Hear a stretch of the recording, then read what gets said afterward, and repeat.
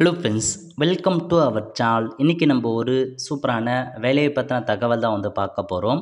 சங்கீத நாடக அகாடமி இருக்குது பாருங்கள், அங்கேருந்து உங்களுக்கான வேலையை இப்போ தெரிவிச்சிருக்காங்க. இப்போ அந்த வேலைக்கு யார் யாரெல்லாம் அப்ளை பண்ணலாம், இது தேவையான எலிஜிபிலிட்டி என்ன, இதை பற்றின மொத்த இன்ஃபர்மேஷன் தான் இந்த வீடியோ பார்க்க போகிறோம்.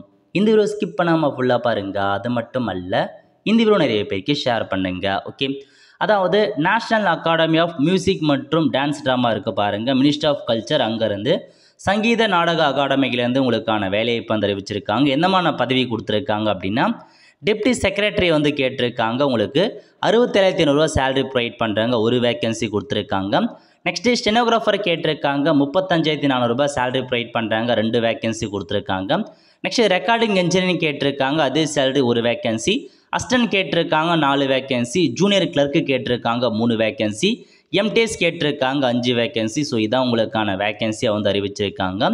ஸோ எலிஜிபிலிட்டி க்ரைட்டீரியா அந்த ஆப்ஷன் நீங்கள் கொடுத்தீங்க அப்படின்னா உங்களுக்கான இன்ஃபர்மேஷன் பற்றி நீங்கள் தெரிஞ்சுக்கலாம். இந்த வேலைக்கு அப்ளை பண்ணுறதுக்கான கடைசி தேதி 5 மார்ச் 2025 கொடுத்துருக்காங்க. அதுக்குள்ளே அப்ளை பண்ணிக்கோங்க.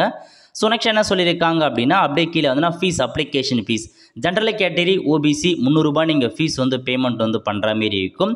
இதுவே நீங்கள் பார்த்தீங்கன்னா general, OBC, woman, SC ST ஃபிசிக்கலாக இருக்கீங்க அப்படின்னா உங்களுக்கு நில் அப்படின்றத கொடுத்துருக்காங்க. ஸோ நோட் பண்ணி பார்த்துக்கோங்க. ஸோ உங்களுக்கு 2 வகையாக பிரிச்சிருக்காங்க. ஜென்ரல் மற்றும் ஓபிசி பார்த்தா 300 ரூபாய். இதில் ஜென்ரல் மற்றும் ஓபிசிக்கான பெண்கள் இருக்காங்க பாருங்கள், அவங்களுக்கு ஃபீஸ் கிடையாது அப்படின்றத சொல்லியிருக்காங்க.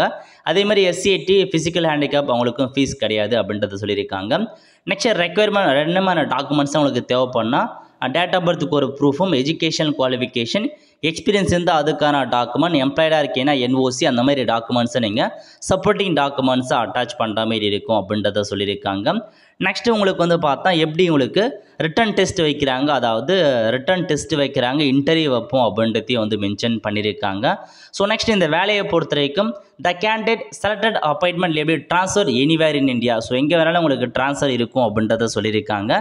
எந்த அகாடமியில் வேணாலும் உங்களுக்கான வேலையை இருக்கலாம். ஓகே, அடுத்த கட்டமாக அப்படியே கீழே வந்தால் செலெக்ஷன் ப்ரொசீஜர், டெப்டி செக்ரட்டரி இருக்க பாருங்கள், அந்த பதவிக்கு ரிட்டன் எக்ஸாமினேஷன் 70 மதிப்பெண் வைக்கிறாங்க.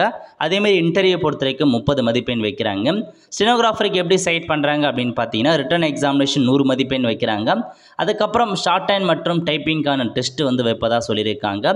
ரெக்கார்டிங் இன்ஜினியருக்கு அதே மாதிரி தான் உங்களுக்கு பார்ட் 1 எக்ஸாமினேஷன்ஸ் இருக்குது, பார்ட் 2 இன்டர்வியூ மற்றும் ஸ்கில் டெஸ்ட் இருக்குது. அசிஸ்டண்ட்டை பொறுத்த வரைக்கும் உங்களுக்கு 2 எக்ஸாம் வைக்கிறாங்க. So first phase, second phase, அந்த மாதிரி 2 எக்ஸாம் வைப்போம் அப்படின்றத சொல்லியிருக்காங்க. அடுத்த கட்டமாக ஜூனியர் கிளர்க்கை பொறுத்த வரைக்கும் உங்களுக்கு எக்ஸாமினேஷன் 100 மதிப்பெண்களுக்கு எக்ஸாம் இருக்க போது டைப்பிங் டெஸ்ட் வைப்போம் அப்படின்றத சொல்லியிருக்காங்க. எம்டிஎஸ்க்கு அதே மாதிரி தான் 100 மதிப்பெண்களுக்கு எக்ஸாம் வைப்போம் அப்படின்றத சொல்லியிருக்காங்க. இதான் உங்களுக்கான எலிஜிபிலிட்டி அப்படின்றத பார்த்தா அறிவிச்சிருக்காங்க. ஸோ நல்ல ஒரு ஜாப் ஆப்பர்ச்சுனிட்டி. ஸோ மிஸ் பண்ணாமல் பார்த்தா நீங்கள் அப்ளை பண்ண பாருங்கள். எல்லா இன்ஃபர்மேஷன்ஸுமே இதிலே உங்களுக்கு தெளிவாக அறிவிச்சிருக்காங்க. இன்னும் உங்களுக்கு டீட்டெயில்ஸ் தேவைப்படுது அப்படின்னா நீங்கள் ஹோம் பேஜ் போயிட்டு எல்லாமே நீங்கள் தாராளமாக தெரிஞ்சுக்கலாம். ஸோ எப்படி அப்ளை பண்ணுறது அதை பற்றியும் கொடுத்துருக்காங்க. ஸோ அப்ளை பண்ணுறவங்க இந்த வேலைக்கு நீங்கள் ஃபஸ்ட்டு நியூ யூசர் ரெஜிஸ்ட்ரேஷன் அப்படின்ற ஆப்ஷன் நீங்கள் பயன்படுத்தி அப்ளை பண்ண பாருங்கள். ஹவு டு அப்ளை, எப்படி அப்ளை பண்ணலாம் அதையும் பார்த்தா அவங்களே ப்ரொவைட் பண்ணியிருக்காங்க. அதை பார்த்து கூட நீங்கள் ஸ்டெப் பை ஸ்டெப்பாக இந்த வேலைக்கு அப்ளை பண்ணலாம். ஓகே, ஸோ 4ஆம் தேதி February 4, 2025 5 மார்ச் 2025 வரைக்கும் இந்த வேலைக்கு நீங்கள் தாராளமாக அப்ளை பண்ணலாம். ஸோ நல்ல ஒரு ஜாப் ஆப்பர்ச்சுனிட்டி கொடுத்துருக்காங்க. இது மத்திய அரசுக்கான ஒரு ஜாப் தான், இருந்தாலும் எல்லாருமே அப்ளை பண்ணலாம், இந்தியாவில் இருக்க எல்லாருமே அப்ளை பண்ணலாம் அப்படின்றத சொல்லியிருக்காங்க. கல்வி தகுதியை பொறுத்த வரைக்கும் நீங்கள் டெப்டி செக்ரட்டரி முடித்தவங்களுக்கு பார்த்தா டிகிரியில் ஹியூமானிட்டி, சோஷியல் சயின்சஸ் முடித்தவங்க அப்ளை பண்ணிக்கோங்க. 10 இயருக்கான எக்ஸ்பீரியன்ஸ் கேட்டிருக்காங்க.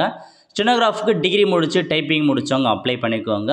ரெக்கார்ட் இன்ஜினியருக்கு டிப்ளமோ இன் சவுண்ட் இன்ஜினியரிங் முடிச்சுட்டு அந்த 2 இயருக்கான எக்ஸ்பீரியன்ஸ் இருக்கவங்க அப்ளை பண்ணலாம். அசிஸ்டண்ட்டுக்கு டிகிரி முடித்தவங்க அப்ளை பண்ணிக்கோங்க.